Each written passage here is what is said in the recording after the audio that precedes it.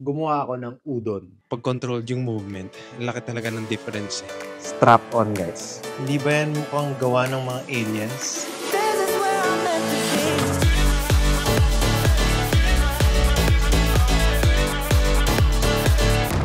What's up, guys? Von Campos here. Welcome back. Welcome to my channel. Here I post fitness-related content, and for today's video, samahan niyo ako sa isang laid-back Saturday. So today, meron tayong buhat, meron tayong workout, of course. But gusto ko lang pakita yung mga typical ang ginagawa, well, not so typical ang ginagawa ko tuwing Saturdays. Kasi sa mga previous videos ko, napakita ko na galing akong office, galing akong work, ganyan. Well, nag-work pa rin naman ako, but ito naman sa mga extra racket, of course, kailangan natin kumayod para sa dog food ni Ringo. Gusto ko lang i-share yung araw na to sa inyo, guys. Hopefully, may ma-pick up kayo sa training, sa food, and kung ano mang gusto nyo ma-pick up. But yun, may coffee ako dito, and nag-i-edit ako now. It's around almost 12 noon. Kanina nag-breakfast ako. Ito, marami nagre-request, guys. Gumawa ako ng udon. So, yung udon na to, lagi ko siyang kinakain every time na nasa deficit ako kasi sobrang feeling kasi may sabaw. Yun, isang technique pala, guys, na pwede nyong gawin para mas mabusog kayo is kumain kayo ng masabaw. So, ang ginagawa ko, ang udon, lalagay ko yung recipe sa screen. So, typically, ginigisa ko lang yung chicken with onions, white onions, and onion leeks or yung green onions. Then, once ma-sear na siya, lalagyan ko na ng pork cube. So, tinry ko na yung beef, hindi masarap. Tinry ko yung chicken, hindi masarap. Pork talaga yung masarap sa udon. Then, lalagyan ko ng onting soy sauce and 1 packet of Splenda. Kasi typical yung mga udon nasa salty and sweetier side. So, pag naglagay ka ng Splenda, parang mamimimik mo yung ganong lasa. Then, once na kumulo na siya, ayan, lalagyan ko nung parang gochujang na paste. Ito yung brand na ginagamit ko. Tapos, onteng tig 20 grams nung dalawa kong yakiniku sauce. Once na kumulo na siya ulit, let it simmer for about 10 minutes siguro. Kasi, honestly, hindi naman yan lalasa ng buo kasi wala namang buto kasi chicken breast yung ginamit ko. But, just to, alam mo yun, magkakilanlan yung mga ingredients natin. Then, after that, lagay nyo na yung gulay, kung anong gulay nyo ilagay. Sometimes, naglalagay si Grant ng toge. Ako, cabbage lang. Ayoko nung lasa ng toge kasi. So, pampadagdag din ng volume yan para mas mabusog kayo. Then, wag nyo masyadong overcook. Lagay nyo kagad yung udon. Then, let it, i-break nyo lang yung udon kasi yung akin nilalagay ko sa ref. Hindi dapat nilalagay sa ref but wala na akong space sa pantry. So, nilalagay ko na lang siya sa ref kasi wala akong paglalagay. So, i-break apart nyo kasi pagka hindi nyo ginanyan, magdidikit-dikit, especially if galing sa ref. Then after that, luto na yun. Enjoy nyo na yung udon. Sobrang daling gawin and masarap naman siya, in fairness.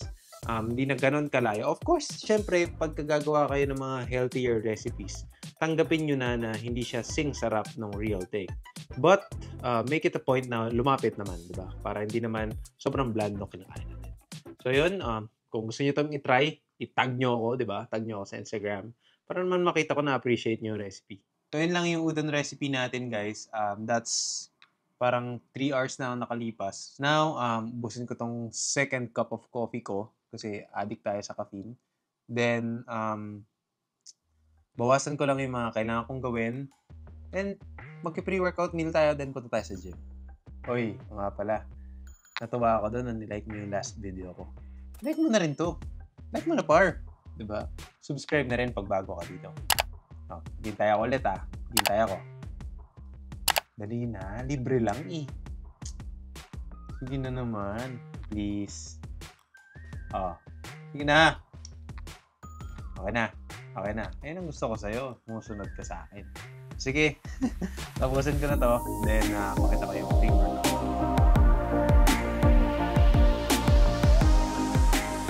Time to eat. Meron tayo ditong lechon manok. Andox lechon manok. So, favorite lechon manok ko is baliwag. Sumunod tong Andox. Kaso, medyo umay na kami sa baliwag. Tapos kanin, of course, and Mountain Dew Zero. Kung nanonood kayo ng videos ko, matagal na alam niyo yung trip ko yung Pepsi Max or yung Pepsi Black or yung Pepsi Zero. But, ito yung second best for me. Mountain Dew Zero. Napanood nyo na ba, guys, yung Avatar live action? Alam niyo ba na yung Avatar pinalabas yun nung bata ako pero di ko pinanood. Di ko pinanood yun nung bata ako kasi kasabay niya kasunod niya after nun yung Drake and Josh tsaka yung Fairly Odd Parents. Kaya ini-skip ko yung Avatar. Tapos ang ganda pala. This year ko lang pinanood yung The Last Airbender. Atla. Okay. Hindi ko napapakita sa inyo itong kakainin. Simple lang naman, oh. Charan. May tali. Sarap. Sarap.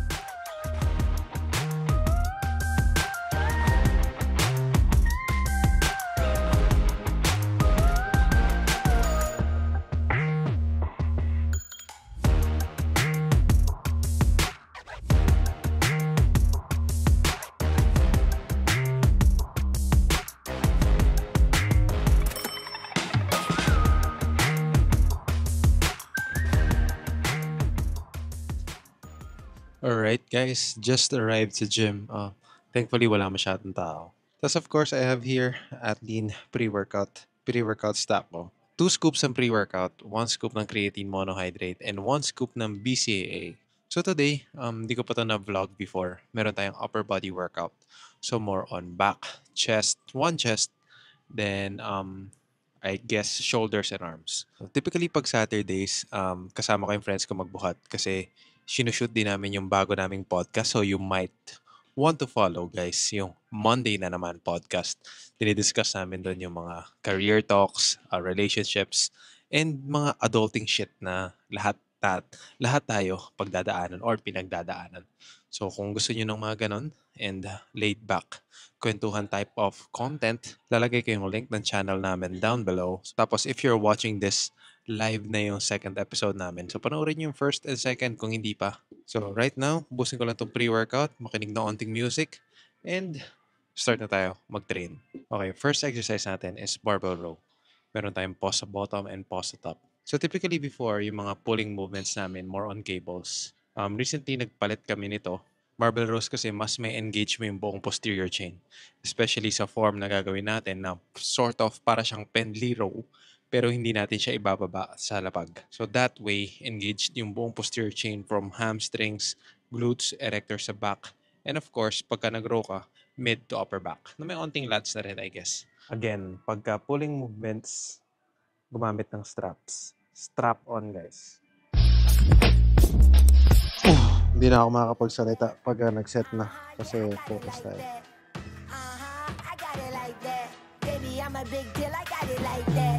I did it again. Who told you that I was finished? Fresh off the plane with a new mani-pedi. My hair stay laid and you know I get paid. $100 bills, I got racks on the way. I'm making them big moves. I won't stay quiet. 5'6", but I feel like a giant. I got the source. I am the supplier. I can make them boys sing like they in a choir. I'm on top and I'm taking it higher. Who's that girl? That's me. I'm on fire. I'm a hot girl. I'm a hot girl. I get anything I want. This is my world.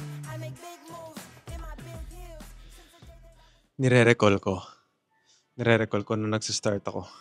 Hindi ganun yung tama ng barbell row kasi gine-jerk ko siya dati. Pag controlled yung movement, ang laki talaga ng difference eh. Mas mararamdaman mo kahit na magaan lang.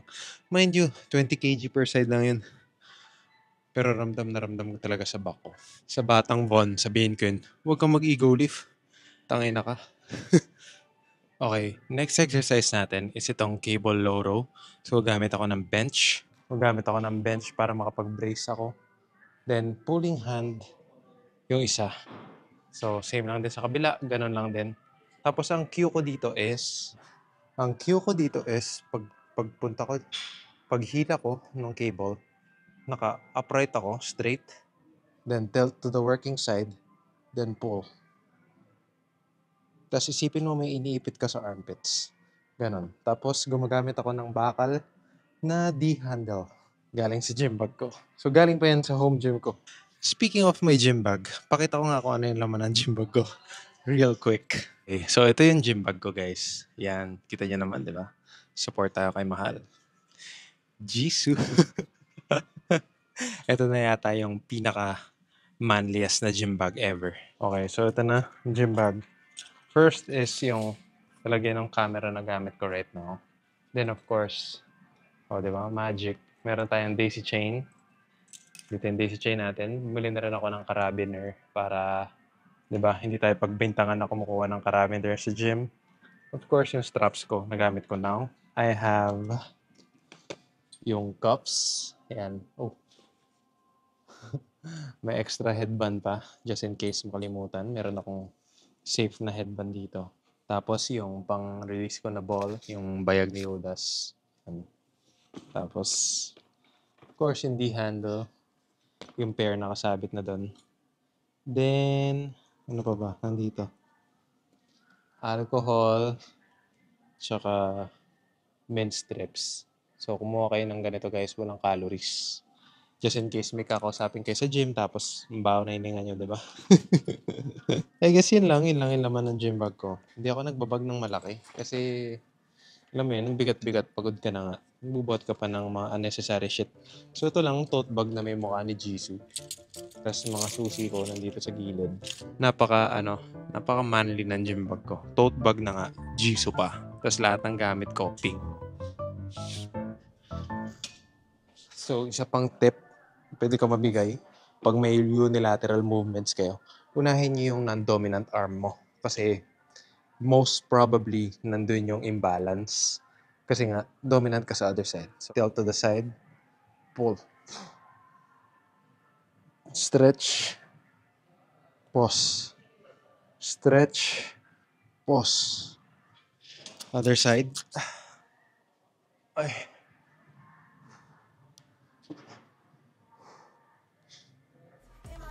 Since the day that I was born, I've been a big deal. Whoa, whoa, whoa. I'm good anywhere. I don't pay a fee. VIP with the bosses. That's where I be. Throwing money in the air while I'm standing on the seats, popping bottles with the models. Get like me. My wrist Next on exercise gold, natin, never miss- cable fly press. This targets the chest. Ayun, chest. So make sure na focus on the stretch, tas focus on the contraction. Just control the weight, don't jerk kasi sayang naman kasi naka-cable ka. So milk niya yung tension pag naka-cables. Okay? Tapos pala, gumagamit ako ng mahaba na D-handles. Ayan. Kung meron yung gym ninyo, yun yung i-gamitin nyo. Tapos kung meron din kayong ganitong live fitness machine, especially pag nasa Anytime Fitness kayo, doon kayo mag-fly press. Kasi pag doon sa malaki, mahirap i-set up, mahirap gumit na. At least dito, mas madali. Then use yung longer na D-handle para hindi mahirap yung pagkuha and pagsole. Start na tayo. So make sure to control the weight. Wala na akong masabi guys. Parang napagod ako sa buong linggo. Daming ginagawa sa work. Tapos, may work din ako kaninang umaga. Di pa nga ako tapos eh. Anyway. So, kunin yung other side. Kunin yung one side muna. Tapos lean. Tapos kunin yung other side. Ayan. Flex your glutes para stable kayo sa seat. Then, press. Control. Stretch. Press.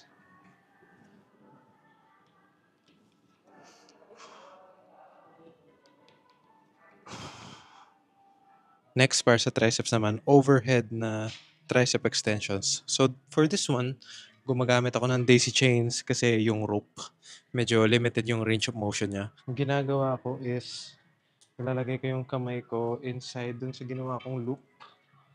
Then, other hand. Nung nakaharap ako dito, then, I pull, then twist. Tapos ganyan, make sure na sa stretch, then push. So, pwede rin mag-slightly lean forward kayo para hindi tumatama yung daisy chain sa ulo nyo. Bad and you know it, you're my 2020 twin. You can roll with me, cause all I do is win. 1, 2, 3, let's go. I'm a hot girl, I'm a hot girl. I get anything I want, this is my world. I make big moves in my big heels. Since the day that I was born, I've been a big deal.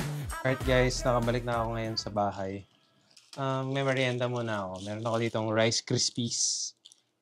90 calories lang. Although maliit lang siya, pero matamis kasi to eh. Although maliit siya, matamis kasi to. So, susolusyonan yung sweet tooth ko. Meron pa lang akong 3,000 steps. Ang goal ko is to get to 10,000. Pero bababa muna ako sa court later. Tatry ko mag-basketball. Mandudurog muna ako ng mga bata doon.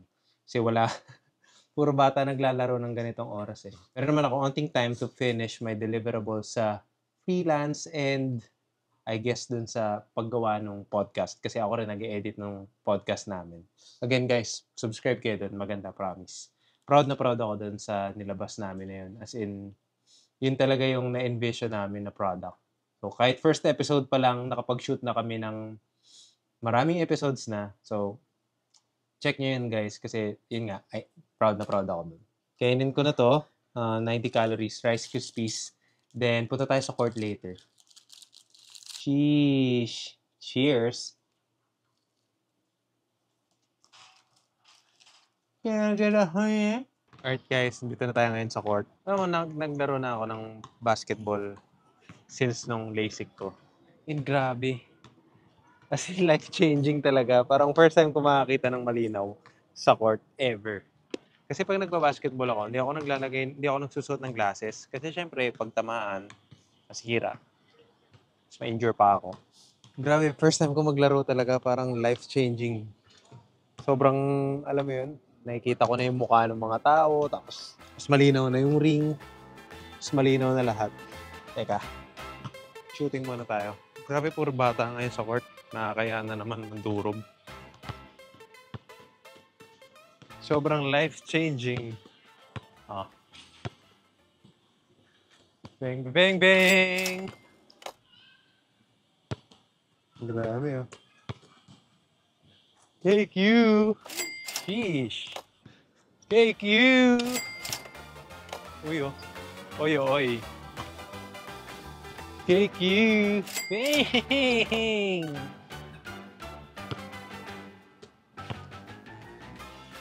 Bang! Bang, bang! Pumasok ba? Hindi. Ah, talaga? Linaw ah. Shisha ball.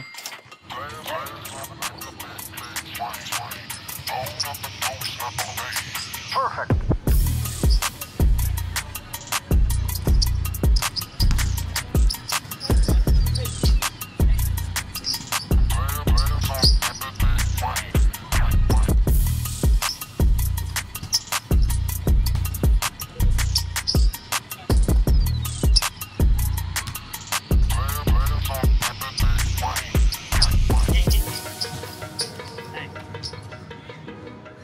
Ano guys, napagod ako maging KQ kanina.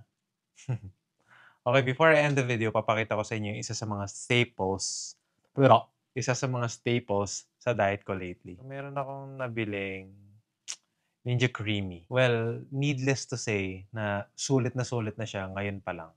Kasi of course, hindi naman na secret na gusto ko mag-prep this year. Nag-invest na ako sa Creamy kasi alam kong magagamit ko siya talaga later on pagka nasa deep diet phases na ako. So ito yung ginagawa ko. Hindi ko muna kakwento yung buong recipe. Siguro gagawa ko ng isa pang video after this. Kung gusto niyo kung gusto niyo makita, comment down below ha. So, typically kinakain ko siya at night habang nanonood ako ng Avatar: The Legend of Korra. Medyo na avatarist na ako lately. Oh, na airbender ko kayo dyan. Pero, airbender rin kita pag di ka nakasubscribe, ah. Pakita ko yung creamy, ah. Wait lang, gagawin ko muna siya. So, nandito na yung creamy. Tapos, since galing siya ng States, hindi kasi pwede siya na direkta kagad doon kasi sasabog. Magiging firebender yung creamy natin. So, kailangan mo siya ng transformer, tapos yung medyo mataas yung wattage niya. Kasi posibleng mag-overheat. Tapos, ito na yung ginagawa ko. So, itong creamy, para lang siya talagang blender na malakas. Hindi naman talaga siya ice cream maker talaga. Kasi kailangan mo pa rin i-freeze yung gagawin mo. So, dito yung, kung gusto niyo makita ko ano laman ito, comment down below. Tapos, ang gagawin mo is, tanggalin mo itong takip, kung saan siya nilagay. Lagay mo siya dito, kung saan siya dapat masuksok. Tapos, sara mo lang siya dyan. Then, teka. Then, Suksok mo lang ng ganun. On mo siya. Tapos, super alien technology. Guys.